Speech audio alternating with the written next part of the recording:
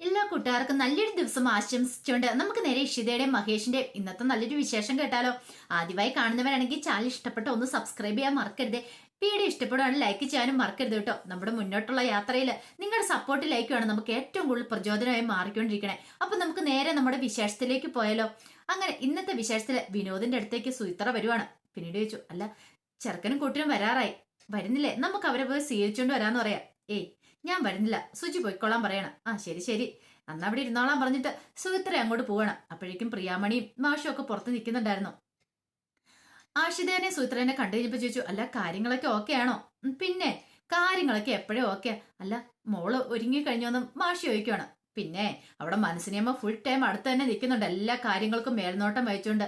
എന്ത് മറിമായാന്ന് എനിക്ക് അറിയില്ല എന്ന് ആഷിത പറയാണ്. ഇത് കേട്ടത് പ്രിയാമണിയും മാഷും കൂടി ചിരിക്കുകയാണ്. അങ്ങനെ ഓരോരുത്തർ വരുന്നവരെല്ലാം ആനയിച്ചുകൊണ്ട് അവർ നിൽക്കുകയാണ്. ആ സമയത്ത് വിനോദിന്റെ ഫോണിലേക്ക് ഒരു കോള് വരുവാണ്. വിനോദ് കോൾ എടുത്തു. ശരി ശരി, നിങ്ങൾ ഇങ്ങോട്ട് ഡയറക്റ്റ് ആയിട്ട് നേരിട്ടുള്ള വഴി കയറി വരണ്ട, നിങ്ങൾ ആ പുറവശത്തുള്ള വഴിയെ വന്നാൽ മതി, ഞാൻ അവിടെ കാണാന്ന് പറയാണ്. അങ്ങനെ രണ്ടവന്മാര് വിനോദിനെ കാണാനായിട്ട് വരുവാണ്. പക്ഷെ ഇതുവരെയായിട്ട് വി എമ്മിനെ കണ്ടില്ലോ, എന്താ ഇതിരിട്ടും വരാത്തെ? ഇപ്പൊ തന്നെ വരൂന്ന് പറയണം. അങ്ങനെ നോക്കി നിൽക്കുമ്പോഴത്തേനും വിനോദ് അങ്ങോട്ട് വന്നു.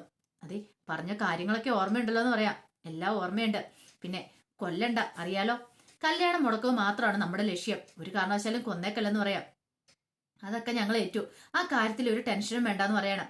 അപ്പോഴേക്കുമാണ് ഓഡിറ്റോറിയത്തിന് അങ്ങോട്ടേക്ക് ആകാശും രചനയും കൂടെ വരുന്നേ. അവർ രണ്ടുപേരും കൂടെ കാറിന് വന്ന് ഇറങ്ങുവാണ്. ആ സമയം ചിപ്പിമോളും സൂരജ്മോനും അവരെല്ലാം അവിടെ സ്വീകരിക്കുന്നിടത്തുണ്ടായിരുന്നു. അങ്ങനെ അവരെ കണ്ടു കഴിഞ്ഞപ്പോഴത്തേനും പെട്ടെന്ന് തന്നെ പ്രിയാമണിയും മാഷും പരസ്പരം നോക്കുവാണ്. ഈ സമയം ആകാശ് പറഞ്ഞു, അതെ ഞാൻ ആകാശ് മേനോൻ, മഹേഷിന്റെ ഒരു കൂട്ടുകാരനാ. ക്ഷണിക്കപ്പെടാത്തൊരു അതിഥിയാ ഞാന്, പക്ഷെ വരാതിരിക്കാൻ പറ്റില്ലല്ലോ. മഹേഷിന്റെ കല്യാണമാണെങ്കിൽ എനിക്ക് പങ്കെടുക്കാതിരിക്കാൻ പറ്റില്ലല്ലോ എന്ന് പറയാം.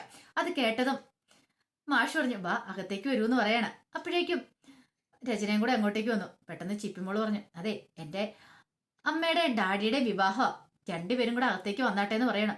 ഇത് കേട്ടവൻ രചന വെച്ചു, നിന്റെ അമ്മയുടെയും ഡാഡിയുടെയും വിവാഹോ? അല്ല അത് പിന്നെ എന്റെ ഡാഡിയുടെ വിവാഹമാ, ഞാനിത് പറഞ്ഞാന്ന് പറയാം.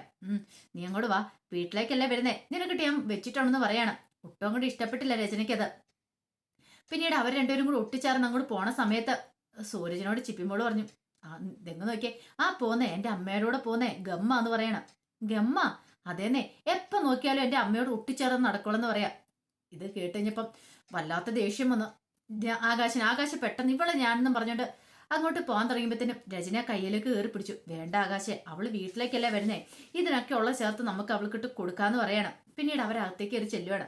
അങ്ങനെ ചെന്ന് കഴിഞ്ഞപ്പോഴത്തേനും വിനോദ് അവർ കയറി വരുന്ന കണ്ടു. വിനോദ് പെട്ടെന്ന് ആകാശിനെയും രചനയും വിളിക്കുവാണ്. അങ്ങനെ മാറ്റിക്കൊണ്ടുപോയി നേരെ ഗുണ്ടാന്റെ അടുത്തേക്കാ ചെല്ലുന്നേ. പിന്നീട് വിനോദ് പറഞ്ഞു, കാര്യങ്ങളൊക്കെ ഓക്കെയാന്ന് പറയണം. ഇനി വേറെ പ്രശ്നങ്ങളൊന്നും ഇല്ലല്ലോ? ഒരു പ്രശ്നങ്ങളും ഇല്ല. കല്യാണത്തിന് കൃത്യം ഒരു 15 മിനിറ്റ് മുമ്പ് അവളെ നമ്മൾ തട്ടിക്കൊണ്ട് പോകുള്ളൂ, അതിനുള്ള ആൾക്കാരൊക്കെ റെഡിയാന്ന് പറയണം. അപ്പോഴേക്കും മനസ്സിനെ അവിടെ മാറി നിൽക്കുന്നുണ്ട്. മനസ്സിനെയും കൂടെ വിളിക്കുകയാണ്. മനസ്സിനെ അങ്ങോട്ട് വന്നു. കാര്യങ്ങളൊക്കെ ഓക്കെ ആണല്ലോ? അതെ, മുഹൂർത്തത്തിന് മുമ്പ് തന്നെ ഞാൻ അവളെ ബാത്റൂമിലേക്ക് ഒന്ന് കൊണ്ടുപോകും, അവിടെ വെച്ച് വേണം പ്ലാനൊക്കെ നടത്താനെന്ന് പറയണം.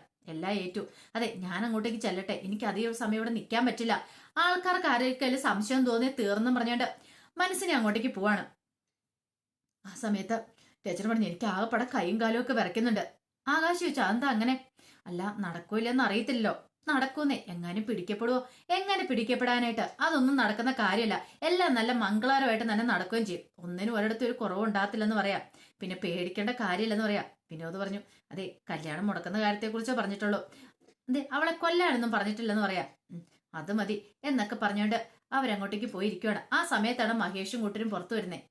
വന്നു കഴിഞ്ഞപ്പോൾ തന്നെ പ്രിയാമണിയും എല്ലാരും കൂടെ ചെന്ന് അവരെ അകത്തേക്ക് സ്വീകരിക്കാനുള്ള തയ്യാറെടുപ്പുകൾ നടത്തുവാണ്. അങ്ങനെ താലമൊക്കെ ആയിട്ട് സുജി എല്ലാരും കൂടെ ചെന്നു. പിന്നീട് മഹേശ്വർ കാലൊക്കെ കഴുകി അകത്തേക്ക് കയറ്റുവാണ് മഹേഷിനെയും എല്ലാരും കൂടെ. അങ്ങനെ മഹേഷ് വന്ന് അവിടെ ഒരു സീറ്റിൽ ഇരിക്കുവാണ്. ഈ സമയത്ത് സുമിത്ര നേരെ ഇഷിതയുടെ അടുത്തേക്ക് വന്നു. ഇഷിതയുടെ അടുത്ത് നിന്നിട്ട് പറഞ്ഞു, അതെ ഞാൻ ശരിക്കും ഒന്ന് കണ്ടോട്ടെ എന്ന് പറയാം. അതെന്താ? മനസ്സിനെ പെട്ടെന്ന് ചോദിച്ചു. ഇവളെന്താ മരിച്ചു പോകാൻ പോകണമെന്ന് നിൽക്കും? അതുകൊണ്ടല്ല, നാളെ മുതലേ ഇഷിത മഹേഷ് അല്ലേ, ഇന്നല്ലേ ഇഷിത അയ്യറുള്ളെന്നോ? ഓ അങ്ങനെ, അതുകൊണ്ട്. അപ്പത്തേക്ക് മാഷ് അങ്ങോട്ട് വന്നു. മാഷ് ഇഷിതനെ കുറെ സമയം നോക്കി. പിന്നീട് അവളുടെ മുഖത്തൊക്കെ പിടിച്ചിട്ട് പറഞ്ഞു, അതെ എത്രമാത്രം ആഗ്രഹിച്ചിരുന്നു അച്ഛൻ ഇങ്ങനെ ഒരു കാര്യത്തിന് വേണ്ടിയിട്ട്, എപ്പോഴും അച്ഛനൊരു സന്തോഷമായത് എന്ന് പറയാണ്.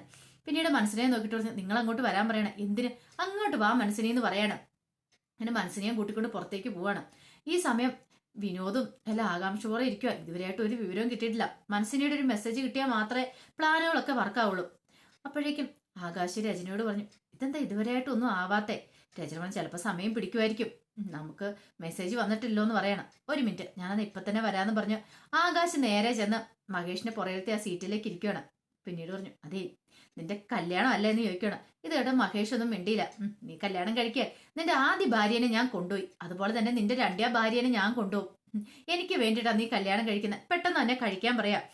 ഇത് കേട്ടത് മഹേഷിന് നല്ല ദേഷ്യം വന്നു. പിന്നെ എൻ്റെ എല്ലാ ആശംസകളും കല്യാണത്തിന് വേണ്ടിയിട്ടുള്ള എന്നൊക്കെ പറഞ്ഞിട്ട് ആകാശ് വലിയ ആളും കളിച്ചിട്ട് അവിടെ ഇരിക്കുന്ന സമയത്ത് സ്വപ്നവല്ലിയും രാമനാഥനും കൂടെ അങ്ങോട്ട് വന്നു. അവരെ കണ്ടതും ആകാശ് നേരെ പുറകിലത്തെ സീറ്റ് രചനയുടെ അടുത്തേക്ക് തന്നെ പോവാണ്. അങ്ങനെ അവര് വന്നിരുന്നിട്ട് പറഞ്ഞു, അല്ല പെണ്ണിനെ വിളിക്കാൻ സമയമായല്ലോ, നീ വാ നമുക്ക് അങ്ങോട്ട് കയറിയിരിക്കാന്ന് പറയണ. അങ്ങനെ മണ്ഡപത്തിലേക്ക് മഹേഷിനെ കൊണ്ട് അവരങ്ങോട്ട് കയറി പോവാണ്. മഹേഷിനെ അവിടെ മണ്ഡപത്തിൽ കൊണ്ടിരുത്തി. ഈ സമയത്ത് മാഷൊക്കെ വന്നിട്ട് പറഞ്ഞു, ഇനി പെണ്ണിനെ വിളിക്കാനുള്ള സമയമായെന്ന് പറയാണ്. അപ്പോഴേക്കും മനസ്സിനെ എന്ത് ചെയ്യുവാണ്, നേരെ ഇഷിതയുടെ അടുത്തേക്ക് വരുവാണ്. ആ സമയത്ത് അവിടെ ആശ്രിതയുണ്ടായിരുന്നു, സുയിത്രയുണ്ടായിരുന്നു. അതെ, നിങ്ങൾ എന്തെടുക്കുക, പെണ്ണിനെ വിളിക്കാനുള്ള സമയം, നിങ്ങൾ പോയി താലമൊക്കെ റെഡിയാക്കി നിൽക്കുക, അപ്പത്തേനും ഞാൻ ഇഷിതേനെ കൊണ്ട് അങ്ങോട്ട് വരാന്ന് പറയണം. ആ ശരിയെന്ന് പറയാ. അവരപ്പം അങ്ങോട്ടേക്ക് പോവാണ്. ആ സമയം ഇഷിതയോട് മനസ്സിന് പറഞ്ഞു, അതെ ഇറങ്ങാനുള്ള സമയമായി, മോൾക്ക് ബാത്റൂമിൽ പോകണമെന്ന് പോയിട്ട് വരാൻ പറയണം. എനിക്ക് ബാത്റൂമിൽ പോകാനില്ലെന്ന് പറയണം. ഇനിയിപ്പോൾ എപ്പോഴാ എത്ര സമയം കഴിഞ്ഞാലാന്നറിയാം ബാത്റൂമിലൊക്കെ പോകുന്നത്, ഒന്ന് പോയിട്ട് വരാം, ഞാനും വരാമെന്ന് പറയണം. അപ്പത്തേനും ഇഷിത പറഞ്ഞൊരു കാര്യം ചെയ്യാം, ഞാൻ ഈ കമ്മലും മാലയും കൂടി ഇട്ടിട്ട് പോകാമെന്ന് പറഞ്ഞിട്ട് ആ കമ്മലും മാലയും കൂടി ഒക്കെ ഇടുവാണ്. പിന്നീട് ഇഷിതേനെ കൊണ്ട് അങ്ങോട്ട് താഴേക്ക് ചെല്ലുവാണ്. ഇഷിതേനെ കൊണ്ട് താഴേക്ക് ഇറങ്ങി ഇഷിത ബാത്റൂമിലേക്ക് കയറി. ഈ സമയത്ത് മനസ്സിനെ എന്തിയാ പുറത്തേക്ക് ഇറങ്ങി നോക്കിക്കഴിയുമ്പോൾ അവിടെ രണ്ടവന്മാർ നിൽക്കുന്നുണ്ട്. അവന്മാരെ കൈ കാണിച്ച് വിളിക്കുവാണ്. ഇന്നത്തോടുകൂടി അവളുടെ ഒരു കാര്യത്തിന് തീരുമാനവും, തൻ്റെ പേരക്കുഞ്ഞിനെ ഇല്ലാതാക്കിയോളൂ അവളെ വെറുതെ വിടാൻ പോകുന്നില്ല, എന്ത് ചെയ്യണം തനിക്കറിയാം. അങ്ങനെയൊക്കെ തീരുമാനിച്ചിട്ട് മനസ്സിന് അവരെ കൈകാട്ടി വിളിക്കുക. പെട്ടെന്ന് അവരങ്ങോട്ട് വന്നു കഴിഞ്ഞപ്പോഴത്തേനും പെട്ടെന്ന് കാര്യങ്ങളൊക്കെ ചെയ്യാൻ പറയാണ്. ഈ സമയത്ത് ഇഷിത ഇതൊന്നും അറിയത്തില്ലാതെ ബാത്റൂമിലായിരുന്നു. അങ്ങനെ മനസ്സിനയുടെ ബായ്ക്കകത്ത് പ്ലാസ്റ്റർ ഇട്ട് ഒട്ടിച്ചു, കൈയൊക്കെ പിടിച്ച് കെട്ടിയിടുവാണ്. ആ സമയം ഇഷിത ഒന്നും അറിയത്തില്ലാതെ ബാത്റൂം തുറന്ന് പുറത്തിറങ്ങി കഴിയുമ്പോൾ തോക്ക് ചൂണ്ടി മനസ്സിന്റെ നേരെ നിൽക്കുന്ന അവന്മാരെയാണ് കണ്ടേ. മനസ്സിന്റെ വായൊക്കെ മൂടിക്കെട്ടി മനസ്സിന് കിടന്ന് ഒച്ചപ്പാടുണ്ടാക്കാൻ ശ്രമിക്കുന്നുണ്ട്, പക്ഷെ സാധിക്കുന്നുണ്ടായിരുന്നില്ല. ആ സമയം ഇഷിതയ്ക്ക് എന്തെങ്കിലും ചെയ്യണം എന്നറിയത്തില്ല. പെട്ടെന്ന് ഇഷിതയുടെ അടുത്ത് അവന്മാരെ എന്നിട്ട് തോക്ക് ചൂണ്ടുവാണ്. മര്യാദയ്ക്ക് നടന്നു, ഒച്ചയും ബഹളം ഉണ്ടാക്കിയ ഈ സമയത്ത് നിന്നെ ഇവിടെ വെച്ച് ഞങ്ങൾ തീർത്തിട്ട് പോകും, അറിയാലോ, മര്യാദയ്ക്ക് നടക്കാൻ. പെട്ടെന്ന് ഇഷിത പറഞ്ഞു, ആന്റി എന്ന് പറഞ്ഞ് വിളിക്കുവാണ്. പക്ഷേങ്കിൽ മനസ്സിനേക്ക് എന്തെങ്കിലും മിണ്ടാൻ പറ്റുമോ? മനസ്സിന് ഭയങ്കരമായിട്ട് അങ്ങോട്ട് അഭിനയിക്കുവാണ്. അങ്ങനെ ഇഷിതയും കൂടെ അവരും കൂടെ പോയ വഴി തന്നെ മനസ്സിനെ കെട്ടൊരുത്തൻ അയച്ചു വിട്ടു. മനസ്സിന്റെ വായുടെ പ്ലാസ്റ്ററൊക്കെ മാറ്റിയിട്ട് നേരെ ഓഡിറ്റോറിയത്തിലേക്ക് കയറി വെച്ച് പിടിക്കുക. ഈ സമയത്ത് ഇതെന്താ ഇതുവരെയായിട്ട് ഇഷിത വരാത്തേന്ന് ഓർത്ത് എല്ലാവരും ടെൻഷൻ അടിച്ചിരിക്കുക. വരാനുള്ള സമയേ, മുഹൂർത്തത്തിന് അധിക സമയം ബാക്കിയില്ല, എന്തു പറ്റിയെന്ന് ഓർത്തിട്ട് ഇതേ മാഷ് ഒന്ന് പോയി നോക്കിയിട്ട് വരാൻ പറയണം. മാഷ് പറഞ്ഞു, ശരി ഞാൻ പോയി നോക്കാന്ന് പറയണം. അപ്പോഴേക്കും ആഷിത പറഞ്ഞു, വേണ്ട ഞാൻ പോയി നോക്കിയിട്ട് വരാമെന്ന് പറഞ്ഞിട്ട് ആഷിത പോകാനായിട്ട് അങ്ങ് ഇറങ്ങിയിട്ട് അങ്ങോട്ട് ചെന്ന് കഴിഞ്ഞപ്പോഴാണ് മനസ്സിനെ അങ്ങോട്ട് ഓടി വരുന്നത്. അമ്മേ ഇഷു എന്തേന്ന് ചോദിക്കണം. പെട്ടെന്ന് മനസ്സിന് കാര്യങ്ങൾ പറയണം. ഇത് കേട്ട് കഴിഞ്ഞപ്പോഴത്തേനും ആഷിത അവിടെ തല ഇറങ്ങിയതുപോലെ അവിടെ ഇരിക്കുകയാണ്. ആഷിതയ്ക്ക് വിശ്വസിക്കാൻ കഴിഞ്ഞില്ല പറഞ്ഞ കാര്യം. പിന്നീട് മനസ്സിന് നേരെ ഓഡിറ്റോറിയത്തിലേക്ക് വരുവാണ്. മാഷിനോട് ഈ കാര്യങ്ങൾ പറയാം. ഒരു നിമിഷം മാഷ് നെഞ്ചത്ത് കൈവച്ച് നിൽക്കുക. പ്രിയാമണി ചോദിച്ചു, എന്താ മാഷേ, എന്താ കാര്യം എന്താന്ന് ചോദിക്കുകയാണ്. അപ്പോഴേക്കും എല്ലാവരും ചാടി എഴുന്നേക്കുവാണ്. അവർക്ക് കാര്യങ്ങളൊക്കെ മനസ്സിലായി, എന്തോ സംഭവിച്ചിട്ടുണ്ടെന്ന് മനസ്സിലായി. പെട്ടെന്ന് തന്നെ മാഷ് നെഞ്ചത്ത് കഴിച്ച്, അയ്യോ എൻ്റെ മോളെന്ന് പറഞ്ഞുകൊണ്ട് അവിടെ എങ്ങോട്ട് ഇരിക്കുകയാണ്. പ്രിയാമണി ഓടി വന്നിട്ട് മാഷിനെ പിടിക്കുന്നുണ്ട്. അങ്ങനെ അവര് നോക്കണ സമയത്താണ് ആ കാഴ്ച കാണുന്നത്. ആഷിത അങ്ങോട്ട് ഓടി വരുന്നുണ്ട്. അപ്പോഴേക്കും താല വേന്തിക്കൊണ്ട് സുയിത്രയും എല്ലാരും കൂടെ വരുന്നു. കൂടെ നമ്മുടെ ഇഷിതയുണ്ട്. ഇഷിത ഇങ്ങനെ താല വെക്കി എന്തി ഇഷിത ഇങ്ങനെ വരുവാണ്. ആ ഒരു കാഴ്ച കണ്ടു കഴിഞ്ഞപ്പോൾ തന്നെ എല്ലാവരും ഒരു നിമിഷം ഞെട്ടിപ്പോയി. അപ്പൊ ഇപ്പൊ ഇഷിതയുടെയാണ് തട്ടിക്കൊണ്ട് പോയെന്ന് പറഞ്ഞ്. പിന്നെ ഇത് എങ്ങനെ സംഭവിച്ചെന്ന് ആർക്കും ഒന്നും മനസ്സിലായില്ല. ആകാശം രചനയൊക്കെ പരസ്പരം നോക്കുകയാണ്. അപ്പൊ ഇത്ര സമയം പ്ലാനൊക്കെ സക്സസ് ആയി, ഒരു കുഴപ്പമില്ലെന്ന് പറഞ്ഞ് വിനോദ് മെസ്സേജ് അയച്ചാ ബാക്കിയുള്ളവർക്ക്. പക്ഷെ ഒരു നിമിഷം കൊണ്ട് എല്ലാം തകിടം പറഞ്ഞു. എന്താ സംഭവിച്ചതെന്ന് അറിയത്തില്ല. അങ്ങനെ ഇഷിത സന്തോഷത്തോട് കൂടിയിട്ട് മണ്ഡപത്തിലേക്ക് കയറിയിട്ട് എല്ലാവരെയും നോക്കി ഇങ്ങനെ വണങ്ങുവാണ്. ഈ കാഴ്ചയോടെ തകർന്ന് ബാക്കി എല്ലാവരും ഇരിക്കുക. അതിന്റെ വിശേഷങ്ങളൊക്കെ കാണുന്നത്. അപ്പൊ ഇനി അവരുടെ കല്യാണം നടക്കും. എല്ലാ പ്ലാനുകളും പൊളിഞ്ഞു പാളീസായിപ്പോയി. അപ്പൊ അതിന്റെ വിശേഷങ്ങളൊക്കെ കണ്ടത്. ഇതിന്റെ ബാക്കി വിശേഷങ്ങളുമായിട്ട് വൈകുന്നേരത്തെ പ്രൊമോയി വരാട്ടോ. ഒരിക്കൽ കൂടി എല്ലാവർക്കും നല്ലൊരു ദിവസം ആശംസിച്ചു നിർത്തുന്നു. നന്ദി.